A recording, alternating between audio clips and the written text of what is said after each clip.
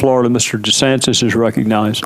Thank you, Mr. Chairman. Mr. Horowitz, with the Wiener laptop issue, I think that you had said Peter Strzok's explanation for his conduct was not really persuasive. Correct. And so it would be reasonable for somebody to infer that his actions, at least with the Wiener thing, were motivated by his bias? And that was precisely our concern. Okay. July 31st, Strzok, this same Strzok, that's bias affects how he's handling the Wiener laptop, opens up a counterintelligence investigation against Trump's campaign. Why? We're trying to get the reason. Some guy made a comment in a bar, so he opens up an investigation. 8th of August, he's asked, Trump can't be president, right? Right? No, he can't. We'll stop it. Why was that text message not originally produced to you? What did the FBI tell you?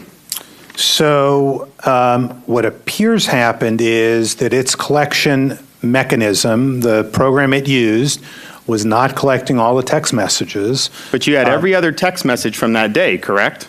Actually, I don't know the answer to that. I thought I did, but I'm not sure. So when you guys went back recently and got this damning one, was that the only one from that day that you found that was new? I'd have to go check, but there was at least one other. Actually, there were several others, but at least one other relevant to our review that we had not seen before that we found as we went back through it. And that was, so is their explanation that it was not human agency, that it was some type Correct. of glitch? Right. Okay, well, look, this is the most damning one of all. Correct. I guess theoretically possible it could be the glitch.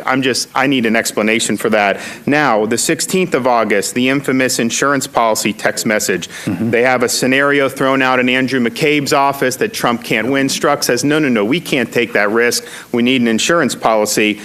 Their explanation that, oh, we don't really know, we don't really remember the meeting. I mean, was it persuasive or credible how they explained that text message? It wasn't persuasive to us. It was, totally not at all. And so here's the thing that I get with the insurance policy. If the investigation was validly predicated into Trump's campaign, who the hell cares whether he was going to win or not? If it's an investigation, you should want to do it. This tells me that they're saying, well, heck, the guy may win, then we have to do this.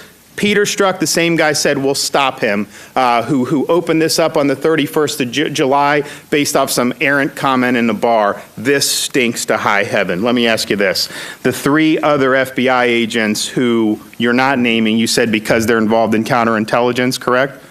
Not me. The FBI has asked. Well, why did we get Peter Strzok's name, though? That's what I don't understand. Well, so what we do is when we prepared the report, we do an analysis under the Privacy Act federal law, and our determination was that because of the level he was at the agency, Deputy Assistant Director, the Privacy Act balance weighed against him, and we would make it public. As to the others, they're lower down. Okay.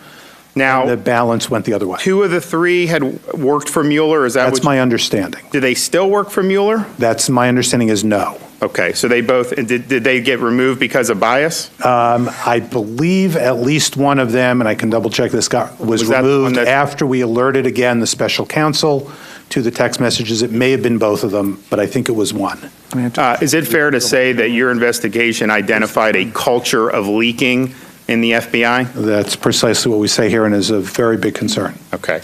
Let me ask you about the Clinton-Lynch tarmac meeting. Is that plane monitored in any way, either audio or visual monitoring Lynch's plane? I don't believe there's audio monitoring. So you were never given any type of document that memorialized any conversation between the two? No, not at all. Okay. And what was your report's view of Lynch's explanation for the meeting? I know it was about a 20-minute meeting. She said it was about grandkids. Yeah. Could you fill up? I don't think she has grandkids. So what did you think? How did you guys view that? I think we laid out there what the explanation was from former Attorney General Lynch, President Clinton. That was the sum total of the evidence that we had. And they both explained, and we detail here what they said occurred during the meeting. And that is the basis for our evidence at this point.